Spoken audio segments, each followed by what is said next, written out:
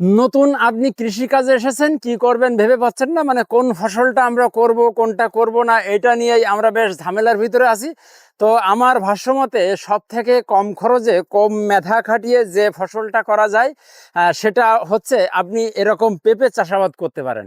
এটা এজন্য বললাম যে আপনি যদি 1 বিঘা জমিতে এই পেঁপেটা চাষাবাদ করেন তাহলে আপনার যেটা হবে 1 বিঘা 33 শতাংশ জমিতে পেঁপেটা চাষাবাদ করলে এটা কিন্তু অল্প দিনের ভিতরে আপনি ফসলটা পেয়ে যাবেন। এটা চাষাবাদ করতে আহামরি ওরকম বেশি কিছু জানা লাগে না। মোটামুটি যারা পেঁপে চাষ করেছে এরকম বেশ কিছু আপনার ফার্মারের সাথে যদি আপনার যোগাযোগ থাকে আপনি এই ফসলটা করতে পারবেন। এতে আহামরি কীটনাশক স্প্রে করা লাগে না, আহামরি ছত্রাকনাশক ব্যবহার করা লাগে না, আহামরি সারেরও কোনো প্রয়োজন নেই। তো পেঁপেটা চাষাবাদ করলে এটা অল্প দিনের ভিতরে কিন্তু আপনি ফসলটা হারভেস্ট করতে পারবেন। আমাদের এই যে জমিটাতে আমরা দাঁড়িয়ে রয়েছি এটাও কিন্তু একটা পেঁপে বাগান। এই পেঁপে বাগানটার বয়স কিন্তু আজকে 4.5 মাস। তো 4.5 মাসেই কিন্তু দেখতে পাচ্ছেন গাছে কিন্তু অলরেডি ফুল এবং ফল এসে গেছে। তো ফলের যে সাইজ হয়েছে আমরা আশাবাদী যে এখান থেকে আর 1 থেকে 1.5 মাসের ভিতরে আমরা ফলটা কিন্তু হারভেস্ট করতে পারবো। পেঁপে চাষাবাদ করতে গেলে আমাদের বেশ কয়েকটা বিষয়ে খেয়াল রাখতে হবে। সেটা হচ্ছে আমাদের প্রধান যেটা খেয়াল রাখতে হবে, আমি কোন মাটিতে পেঁপেটা চাষাবাদ করব। তো মাটির ক্ষেত্রে যেটা আসে, বেলে দোআঁশ মাটিতে সবসময় কিন্তু পেঁপেটা ভালো হয়ে থাকে। আর দ্বিতীয়ত যেটা খেয়াল করতে হবে যে আমি যেখানে রোপণ করব সেখানে সেই জমিটা উঁচু জমি কিনা। এটা যদি নিচু জমি হয় আপনি কখনো এমন জমি কিন্তু চয়েস করবেন না, অবশ্যই আমাদের হাইল্যান্ড থাকা লাগবে।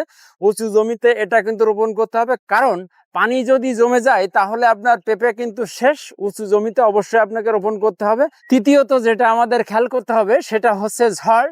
তো ঝড়টা আসলে খেয়াল করার মতো কিছু নেই, আমাদেরকে যেটা করতে হবে, যেমন দেখতে পাচ্ছেন এখানে আমাদের 4-4.5 মাসের যে বাগান, এখানে কিন্তু আমরা ছোট ছোট আকারে আপনার স্ট্রাকচার দিয়ে দিয়েছি, মানে বাঁশের চটা দিয়ে আমরা 2বার স্ট্রাকচার দেবো। প্রথমে প্রাথমিক স্টেপে একবার দিয়েছি, কারণ প্রথম অবস্থায় যদি আমরা স্ট্রাকচার না দিতাম তাহলে যেটা হতো বাতাসে কিন্তু গাছগুলো হেলে যেত।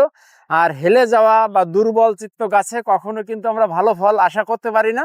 আর দ্বিতীয় স্টেপে আমরা কখন দেবো, যখন গাছটা মোটামুটি 5 ফিট 6 ফিট 7 ফিট এরকম হাইট হয়ে যাবে তখন কিন্তু আমরা বেশ বড় বড় একটা করে পেলা দিয়ে দেব। তো এই বেশ কয়েকটা বিষয় যদি খেয়াল করেন তাহলে কিন্তু আপনি পেঁপেটা চাষাবাদ করতে পারবেন। ফার্স্টেই আমরা যেটা বলেছি, পেঁপে চাষাবাদ করতে গেলে আপনাকে এমন লোককে চয়েস করতে হবে যে লোকের অন্তত 2 থেকে 3 বছরের পেঁপে চাষের অভিজ্ঞতা আছে। এরকম লোকের সাথে যদি আপনি পরামর্শ করে আপনি পেঁপে চাষাবাদে আসেন তাহলে আশা রাখি যে আপনার ফ্যামিলিতে যদি 2 থেকে 4 জন সদস্য থেকে থাকে, আপনার যদি 1 বিঘা একটা পেঁপের জমি থাকে, সেখানে যদি সঠিক পরামর্শ অনুযায়ী আপনি পেঁপেটা চাষাবাদ করতে পারেন, আপনার অন্য কোনো কিছু করা লাগবে না, মোটামুটি আপনি খেয়ে পরে বেঁচে থাকতে পারবেন। তো এতক্ষণ ধৈর্য ধারণ করে আমাদের সঙ্গে থাকার জন্য আপনাদেরকে অসংখ্য ধন্যবাদ জানিয়ে আমরা আমাদের আজকের প্রতিবেদন এখানে শেষ করছি। ভালো থাকবেন, সুস্থ থাকবেন।